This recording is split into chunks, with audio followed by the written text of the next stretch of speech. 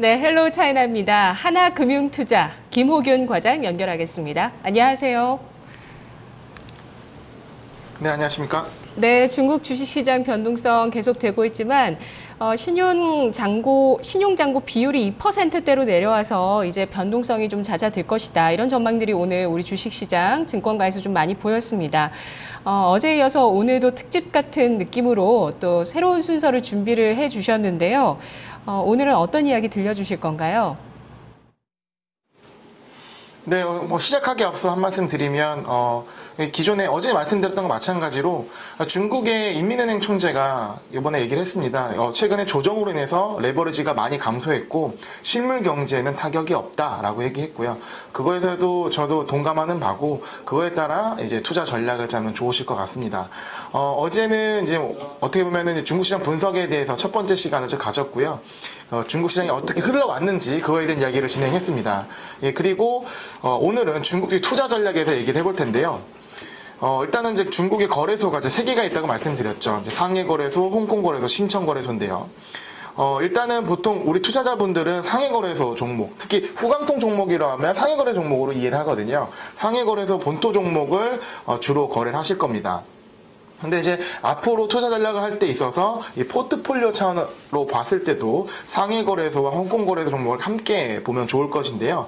일단은 이제 자산 배분 효과가 있는데 상해 거래소 종목 같은 경우는 위안화로 환전해서 거래를 하고요.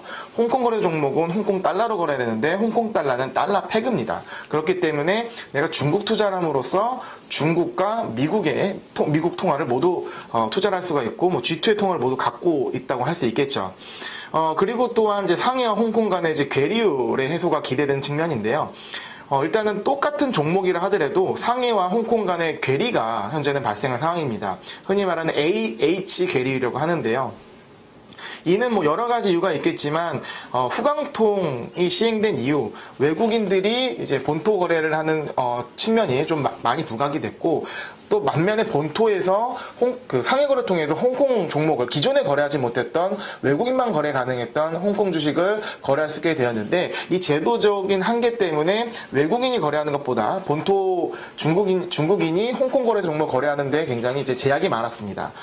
하지만 이제 신청거래소 성강통이 오픈되는 것을 앞두고 이런 제도적인 변화 개혁도 있을 거라는 예상 때문에 이런 홍콩 거래소의 종목들도 어느 정도 밸류에이션이 맞춰질 거다는 얘기가 있고 얼마 전에 이제 올 초에 상승이 강하게 일어날 때 홍콩 거래소가 한 이틀 동안 거의 상한가에 가깝도록 이틀 정도 거의 10% 가깝도록 상승한 적이 있는데 이거는 바로 이제 괴리율 때문에 이 저평가된 홍콩 주식에도 투자를 하려는 투자자들의 그런 움직임으로 뭐 강구통이 소진된 정도로 투자가 일어났었죠. 이런 것이 또 언제든 발생할 수 있기 때문에 상해 거래소, 홍콩 거래소 함께 투자하시는 것이 좋을 것 같습니다.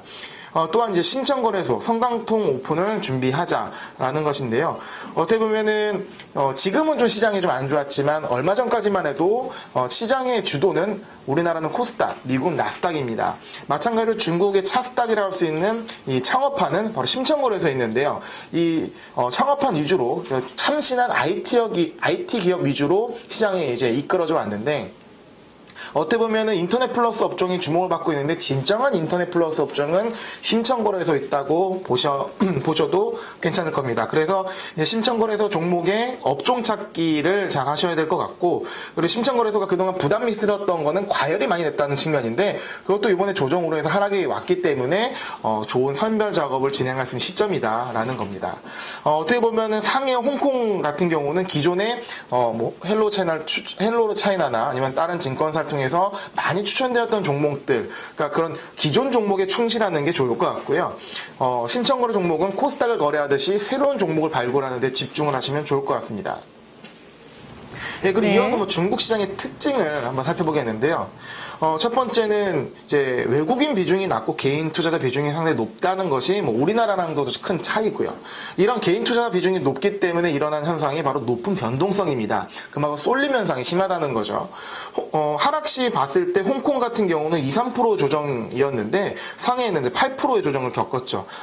대부분 하한가를 간 건데 거래 정지 종목 빼고는 거의 다 하한가를 간 거죠. 왜냐면 하한가가 10%고 이 하락분이 8%라면 그만큼 이제 변동성이 높고 뭐 종목 그 선택의 뭐 여지 없이 전부 하락하는 그만큼 쏠림 현상이 심한 변동성이 높은 장이라는 특징도 갖고 있습니다. 세 번째는 정부의 적극적인 개입인데요. 이것이 하락하기 전까지는 시장의 약이었습니다. 정부 주도하에 이뤄지는 중국 경제에 대한 믿음 이렇게 있었는데 지금 이것이 좀 그 투심이 바뀌면서 정부 적극적인 개입이 오히려 독처럼 인식되는 그리고 인식의 변화가 일어났기 때문에 어떻게 보면 양쪽 면이 다 있다고 보시면 될 것 같고요.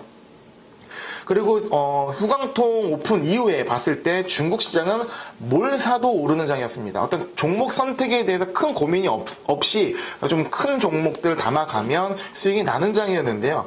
하지만 어느 시점이 지나고 나서는 가는 놈만 가는 그리고 그런 그 업종별 순환매가 발생하는 이슈도 빠르게 트렌드가 변화하는 장으로 바뀌었다라는 게 명백하게 확인할 수 있는 모습입니다. 그렇기 때문에 이러한 특성에 따라서 우리는 이제 그 변화된 투자 전략을 세워야 되는데요. 기존의 이제 백화점식 포트폴리오에 벗어난 선택과 집중의 포트폴리오가 필요하다는 건데 많은 분들이 저도 뭐 고객분들 보게 되면 포트에 굉장히 많은 종목을 담고 계십니다. 뭐 이쪽 증권사 추천한 종목, 저쪽 증권사 추천 종목, 그러니까 종목에 대한 그래서 다 좋다고 하니까 이제 다 담는 거죠. 그러다 보면 종목수가 너무 많이 늘어나게 되는데 종목수가 지나치게 많아버리면 수익률 관리가 좀 어렵습니다. 그래서 좋다고 생각되는 기업을 모두 가지고 있을 필요는 없는 거고 그건 어떻게 보면 비효율적이라고 할 수 있겠죠. 현재 중국 시장을 보았을 땐 말이죠. 이 장기 투자 측면은 마찬가지입니다. 이 유구전 같은 하락장에 그러니까 나는 중국 투자를 장기적으로 할 거야 라는 마음을 갖고 시작한 분도 계시겠지만 지금 같은 하락장은 비자발적 나도 모르게 장기 투자자로 변화하는 그런 상황이 발생하게 됩니다. 그러니까 손실을 보고 나오기가 싫은 거죠. 하지만 지금 그런 것보다는 적극적으로 대응해서 손실을 최소화해야 빠른 회복이 가능하다고 할 수 있겠습니다. 최근 같은 하락장에서는 이 손실을 감수하고서라도 현금 비중 좀 늘려놓고 기존에 보유한 종목에서 무거운 성격 갖고 있는 종목들은 좀 줄이고 낙폭과대 종목을 이제 미리 체크해 두었다가 그 낙폭과대 종목이지만 펀더멘탈 타격이 없는 그러니까 전체적인 시장 이슈로 하락한 낙폭 과대 종목들을 체크하고 있다가 반등 시에 진입하게 되면 다른 상황보다는 회복이 좀 더 빠를 수 있겠죠.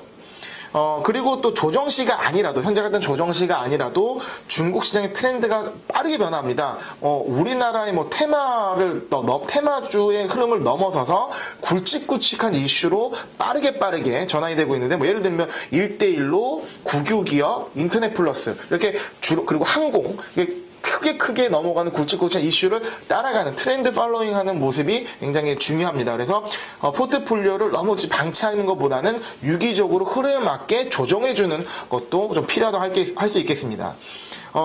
이러한 방법으로 이제 대응하기 위해서, 그러니까 즉 어떤 것들이 주목을 받는 대응하기 위해서 하나의 팁을 말씀드리게 되면.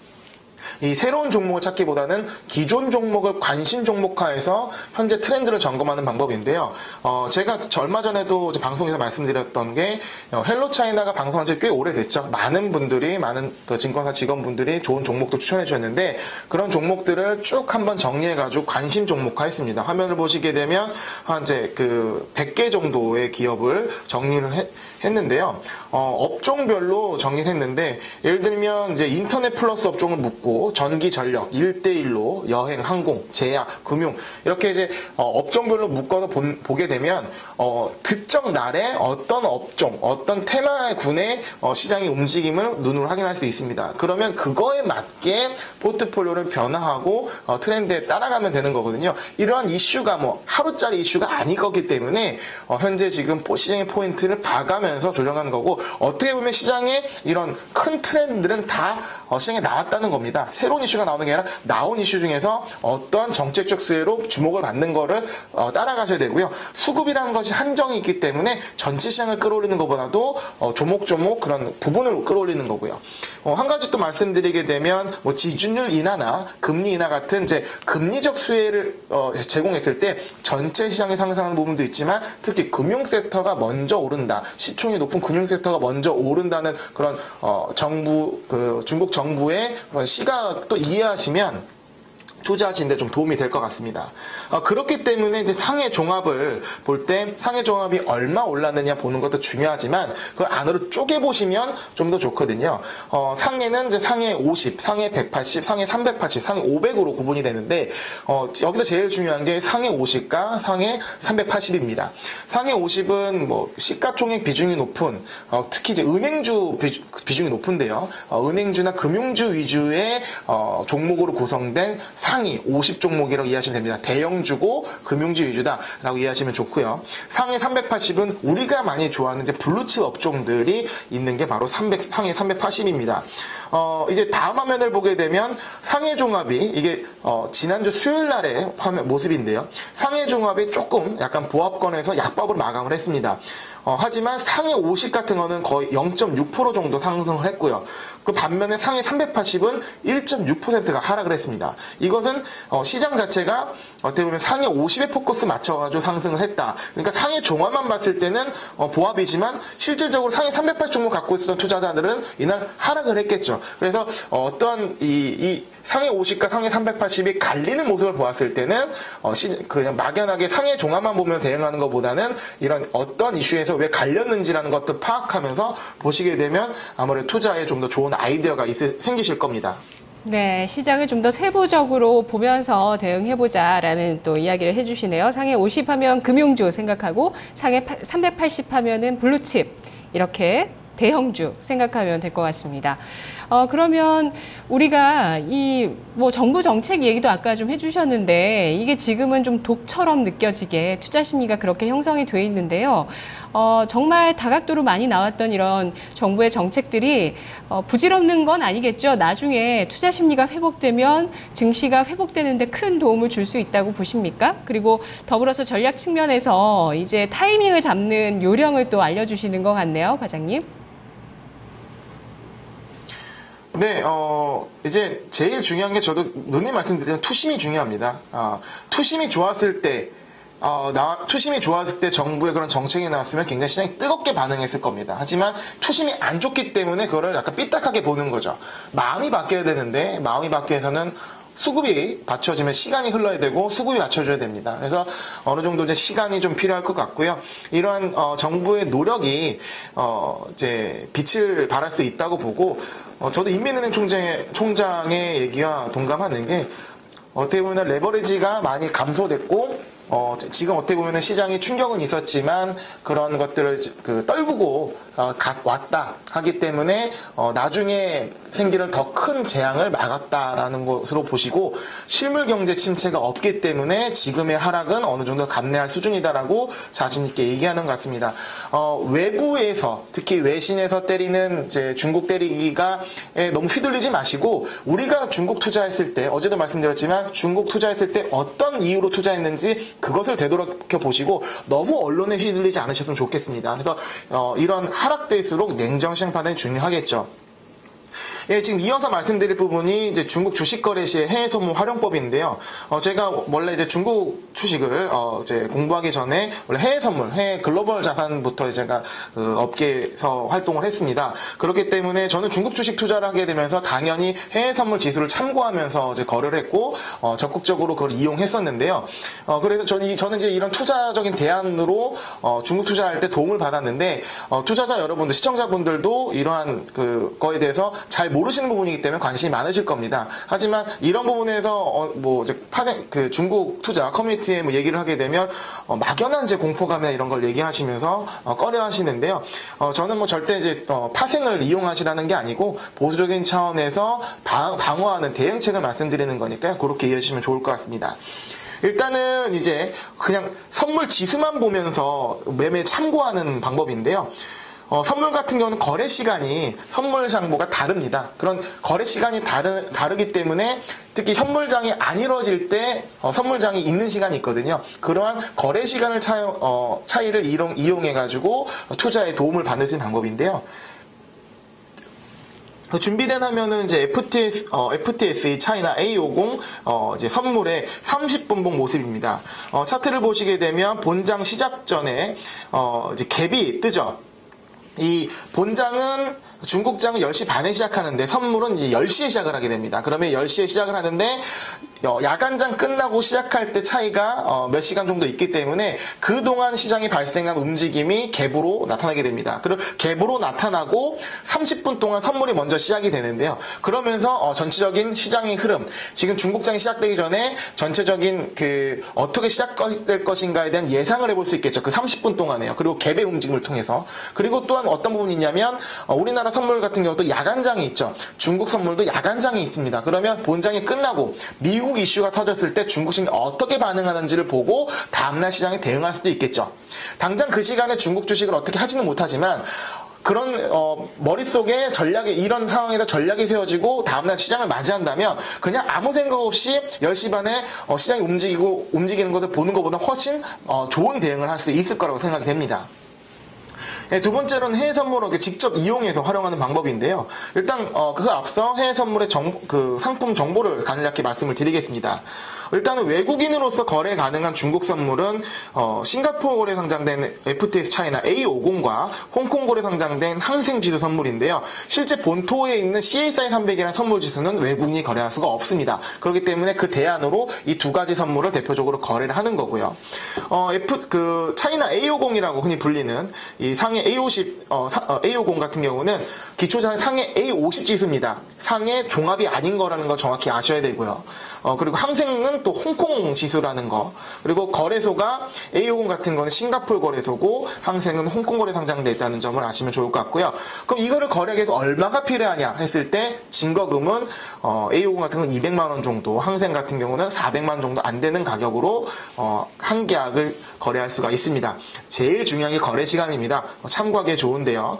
A50 같은 경우는 10시에 시작을 해서 4시 55분까지 진행을 합니다. 그리고 야간장이라고 할 수 있는 시간은 5시 40분에 시작해서 새벽 3시까지 야간장이 진행이 되고요.